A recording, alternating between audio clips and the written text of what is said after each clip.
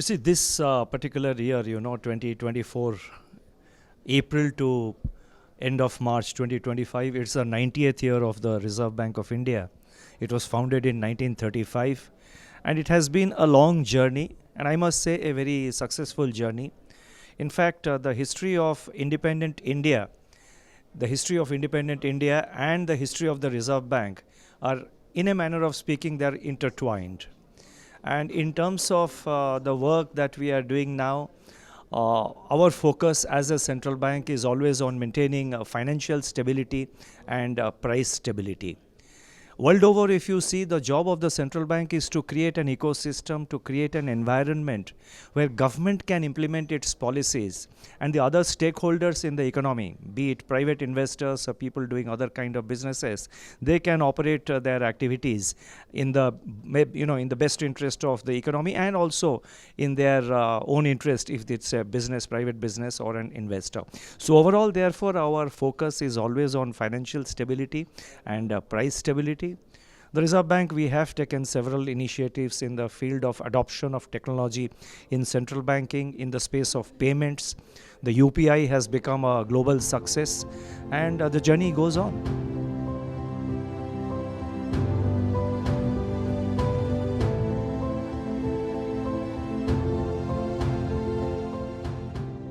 Yes, UPI, actually we have adopted the principle of an open architecture.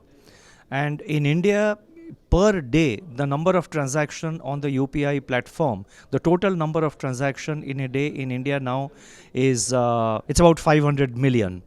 It's 500 million transactions per day, which works out roughly to about 5,800 or so transactions per second.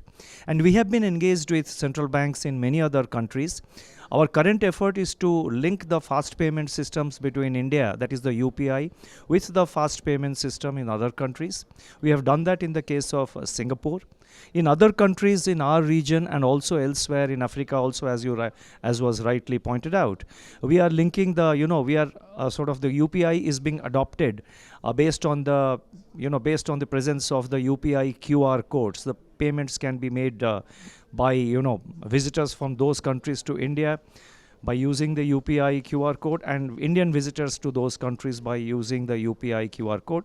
We are actually in discussion with many countries in Africa and in Asia to help them out, to assist them to adopt a UPI like fast payment system. So we want UPI going forward, and the fast payment systems of other countries can become a very convenient method of international remittances for small payments, for retail payments by visitors, and for cross-border transactions.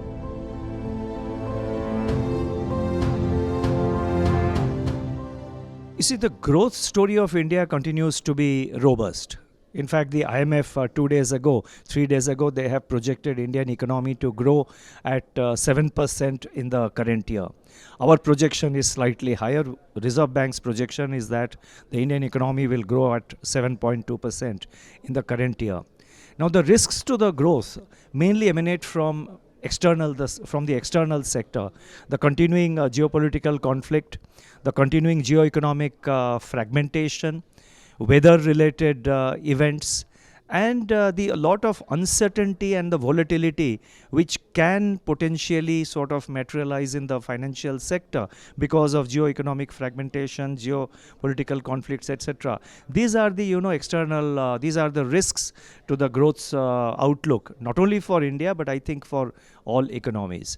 Within India, our current priority, our current focus is to reach the inflation target of 4%. We are close to 4%.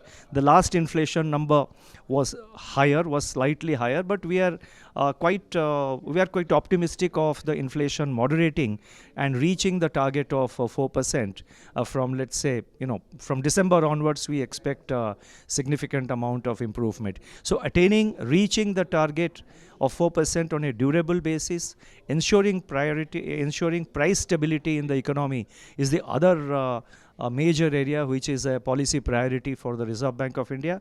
We are working towards that, and I think the overall outlook is quite optimistic.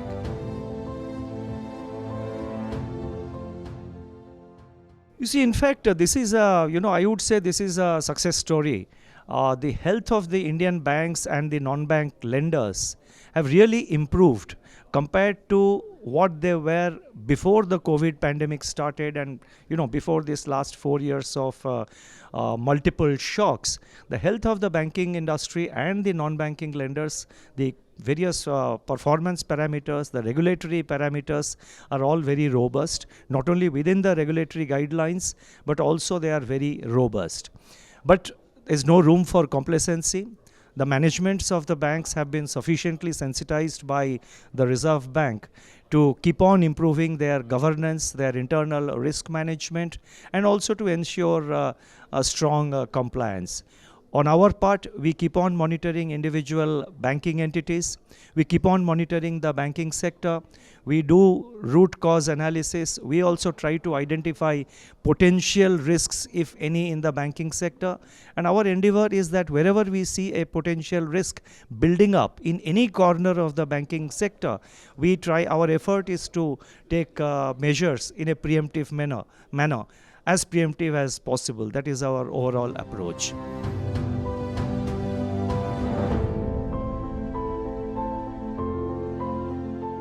You see, in the IMF meetings, I would say the meetings which we had here in Washington, D.C., the IMF meetings were very successful this time.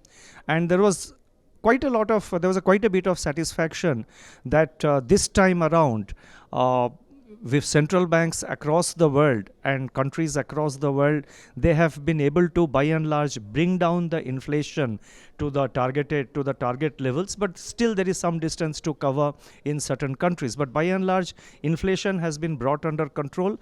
And unlike the earlier episodes, similar situations where monetary tightening, interest rate hikes, the interest rate hikes, etc., had resulted in recession of the economies. This time it has not happened, despite the synchronized monetary tightening across the world by central banks. I think by and large, individual economies are heading for a soft landing. So there was a lot of satisfaction around that.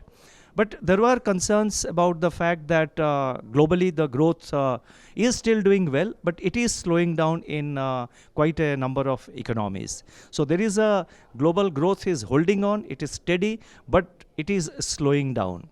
The trade volumes also this year, it looked better, but there were also discussions around, again, as I mentioned, geopolitical conflicts and geoeconomic fragmentation, in what way they could possibly, and whether they will undermine the volume and the robustness of global trade, in which event it can be an external, downside risk to various economies.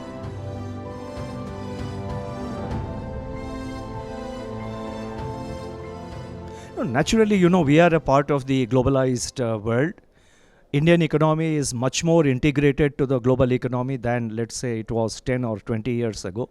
So naturally, what happens elsewhere in the external sector, in other parts of the world, will affect Indian economy.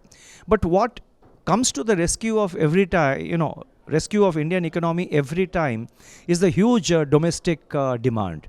And the principal growth drivers in the Indian economy over the last, over the years, and particularly in the last few years and at present, is domestic demand and domestic investment. I think that is giving a lot of support to the Indian economy. We will be impacted by external developments, but I would like to add that not as much as some other countries.